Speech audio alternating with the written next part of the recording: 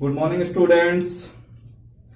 हम लोग 10th class में केमिस्ट्री की रसायन शास्त्र की पहली अध्याय हम लोग पढ़ रहे थे, जो कि है रासायनिक अभिक्रिया एवं समीकरण। इसके कुछ हिस्से हम लोग पिछले क्लासेस के जो वीडियो लेक्चर्स थे उसमें पढ़ चुके हैं, और कुछ टॉपिक्स जो है आज लेकर के हम उपस्थित हुए हैं। देखिए, उम्मीद कर रहे हैं हम कि आप उसको देख रहे होंगे इस क्लास को, और समझ रहे होंगे और नोट भी कर रहे होंगे चीजों को, क्योंकि जो हम बोल रहे हैं उसे आप जो डेफिनेशन बोल रहे हैं हम उसे आप, कई बार मैंने कहा कि आप वीडियो को पॉज करके और उसको लिख लीजिए, नोट कर लीजिए उसे। ये नहीं कि आप आए ऑनलाइन क्लास में। एक समस्या ये भी होती है कि बच्चे ये समझते हैं सिर्फ कि हम पढ़ ले रहे हैं, वीडियो देख रहे हैं तो हम पढ़ ले रहे हैं, जो कि बहुत ही मतलब एक उसमें सिंसियरिटी है ही नहीं। आप ऑनलाइन क्लास का मतलब ये हुआ कि आप कॉपी कलम के साथ बैठें, नोट करें चीजों को।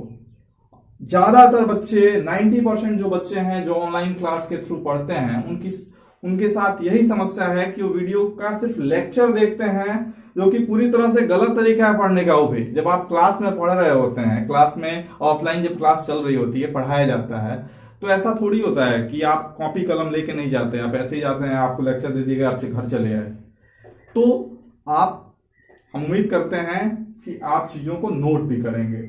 मैं जो जो पॉइंट बताऊंगा आप उसे नोट करिएगा। मैं चीजों को समझा भी रहा हूं कि इतना बड़ा डेफिनेशन जो है उसको लिखना, और साइंस में एक्चुअली में डेफिनेशन याद करने की कोई बात नहीं, आप चीजों को समझिए। चलिए हम लोग सीधे टॉपिक पे आते हैं। रासायनिक समीकरण के दोष या सीमाएं क्या क्या हैं। हम लोग पिछले क्लास में पढ़े थे रासायनिक समीकरण के लाभ क्या है। उससे आगे की टॉपिक आज हम पढ़ रहे हैं कि रासायनिक समीकरण के दोष क्या हैं, रासायनिक समीकरण की सीमाएं क्या हैं। रासायनिक, ये जो क्वेश्चन है ये लॉन्ग क्वेश्चन में अक्सर एग्जाम में, जो बोर्ड एग्जाम है उसमें पूछा जाता है, इससे संबंधित क्वेश्चंस आते रहते हैं। रासायनिक समीकरण के कुछ निम्नलिखित दोष हैं। पहली दोष या सीमा हम इसे कह सकते हैं। पहला जो दोष उसका ये है कि किसी भी रासायनिक समीकरण से अभिकारकों एवं प्रतिफलों के भौतिक अवस्था की जानकारी हमें नहीं हो पाती है। किसी भी रासायनिक समीकरण से अभिकारकों के एवं प्रतिफलों के भौतिक अवस्था की जानकारी हमें नहीं हो पाती है। एक नंबर पहली चीज। मतलब क्या है भौतिक अवस्था का? मतलब क्या हुआ?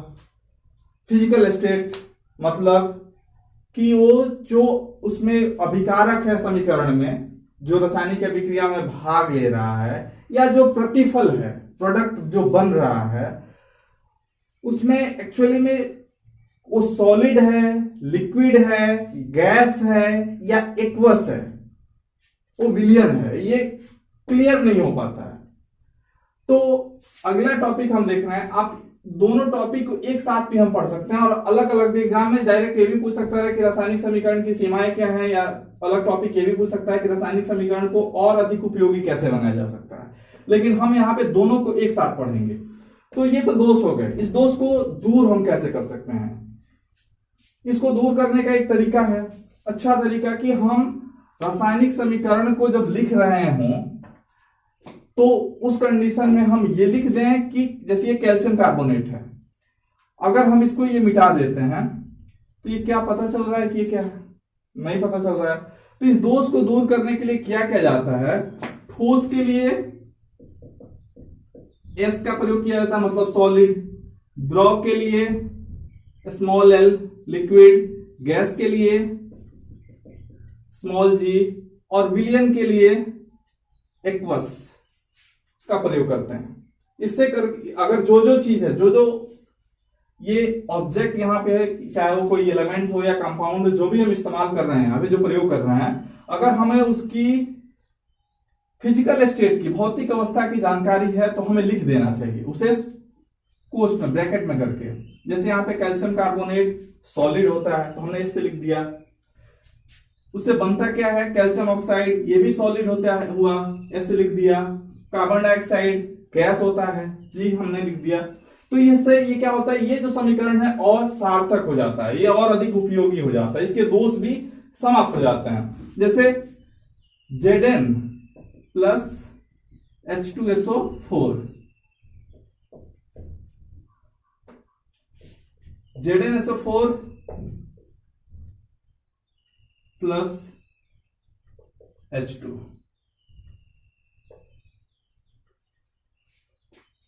अब देखिए यहां पे इस इक्वेशन में हमें यह पता नहीं चल रहा है कि अभिकारक और प्रतिफल की अवस्थाएं क्या हैं, और हम इसे अगर लिख दें, ये सॉलिड है Zn, ये एक्वस है, विलियन है, ये भी विलियन है, और ये गैस है। तो इस कंडीशन में ये और बेहतर हो गया, ये समीकरण और अधिक उपयोगी हो गया। तो रासायनिक समीकरण की पहली सीमा जो है, पहला जो दोष है यही है कि इससे हम अभिकारक एवं प्रतिफलों के भौतिक अवस्था, फिजिकल स्टेट की जानकारी हमें नहीं हो पाती है, और इस दोष को दूर हम कर सकते हैं। अभी हमने जो ये मेथड बताया है इसे कर सकते हैं। चलिए दूसरा दोष क्या है, रासायनिक समीकरण में दूसरा दोष ये है कि किसी भी रासायनिक समीकरण से हमें यह पता नहीं चल पाता है कि कोई अभिक्रिया जो है उष्माक्षेपी है या उष्मा शोषी है। कोई भी हमें यह पता नहीं चल पाता है कि अभिक्रिया जो है उष्माक्षेपी है या उष्मा शोषी है। ओके,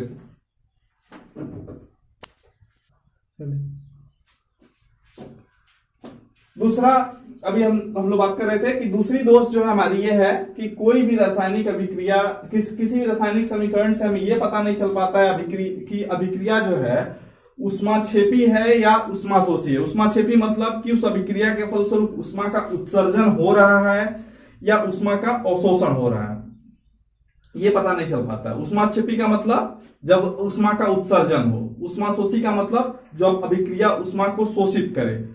तो इस किसी भी रासायनिक समीकरण से नॉर्मली हमें यह पता नहीं चलता है। इस दोष को दूर करने के लिए हम क्या कर सकते हैं, जैसे ये कार्बन COC प्लस O2 ये अभिक्रिया कराएंगे तो क्या बनेगा, CO2।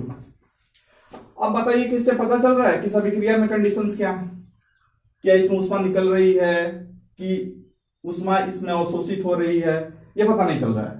इस दोष को दूर करने के लिए हम क्या कर सकते हैं, अगर उष्माक्षेपी हो कोई अभिक्रिया तो प्लस उष्मा लिख देंगे, या अगर आपको अमाउंट पता है कि कितनी उष्मा इससे निकल रही है तो वो अमाउंट भी लिखा जा सकता है। यहां पे N2 plus O2 equal to ये एरो का चिन्ह 2NO। क्या ये पता चल रहा है कि यह अभिक्रिया उष्मा शोषी है या उष्माक्षेपी है, नहीं पता चल रहा है।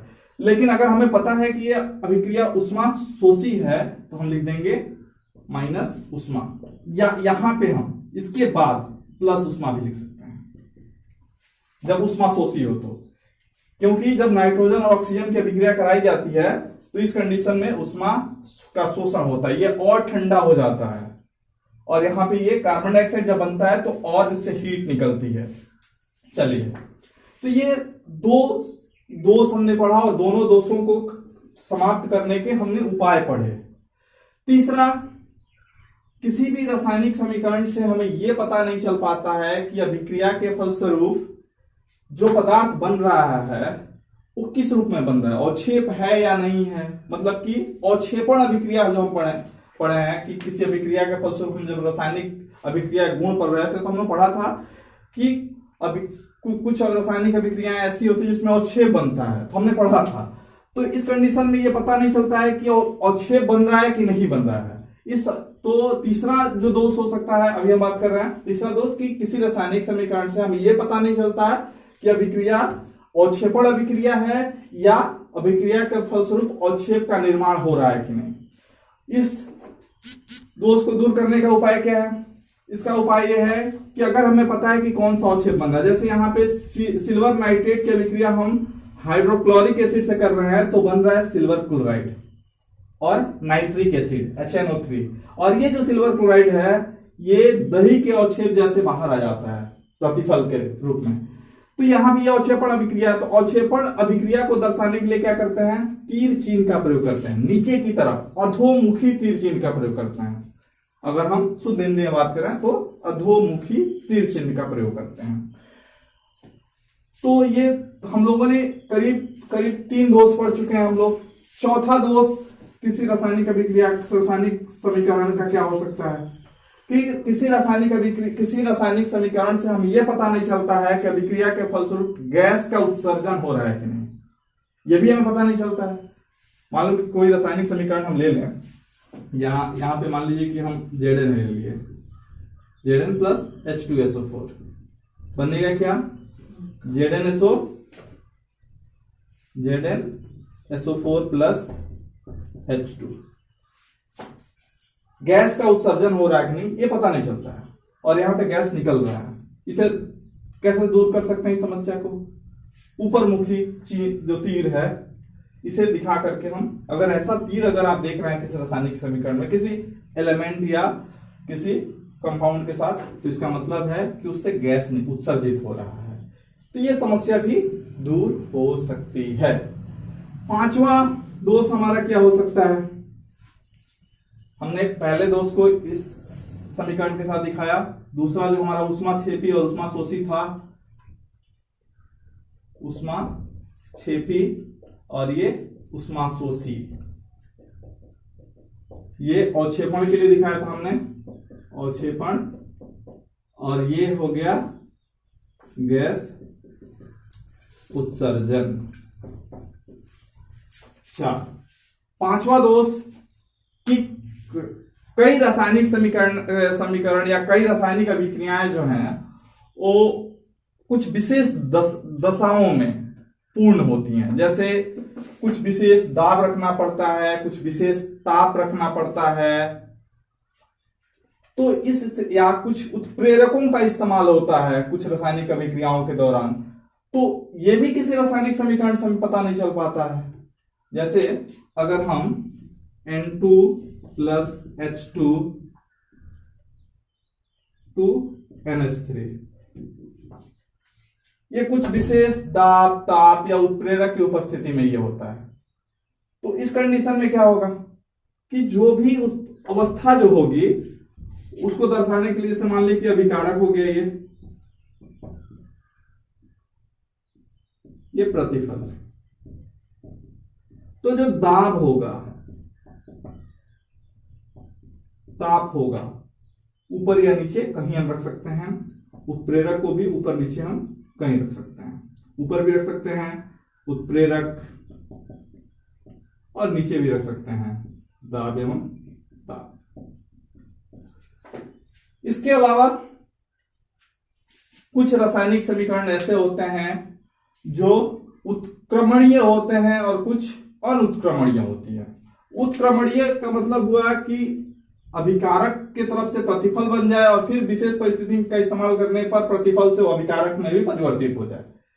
मतलब जो ऑब्जेक्ट हम अभिकारक में रख रहे हैं, प्रतिफल बनने के बाद फिर से कुछ अगर विशेष परिस्थिति का इस्तेमाल किया जाए, विशेष टेक्नोलॉजी का इस्तेमाल किया जाए, तो फिर वो चीज हमें प्राप्त हो जाए, उसे हम उत्क्रमणीय रासायनिक अभिक्रिया कहते हैं। जैसे N2 plus H2 to NH3, ये जो है एक उत्क्रमणीय अभिक्रिया है। इसमें होता क्या है कि आप दोनों अवस्थाओं को प्राप्त कर सकते हैं। आप अभिकारक से प्रतिफल भी ले सकते हैं और प्रतिफल से अभिकारक भी प्राप्त कर सकते हैं, और उत्क्रमण, इसे हम ऐसी अभिक्रिया को उत्क्रमणीय अभिक्रिया कहते हैं, और इसे दिखाने के लिए हम दोनों तरफ तीर का इस्तेमाल करते हैं।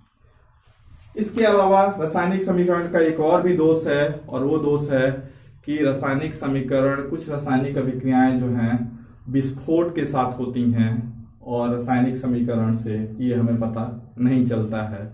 तो हम उम्मीद करेंगे कि आप जो हैं इस चैप्टर की जो भी बात मैंने पॉइंट वाइज करके बताया है, आप उसे लिखेंगे और उसके साथ ही एग्जाम्पल्स लिख लेंगे, नोट करेंगे। That's all, thank you.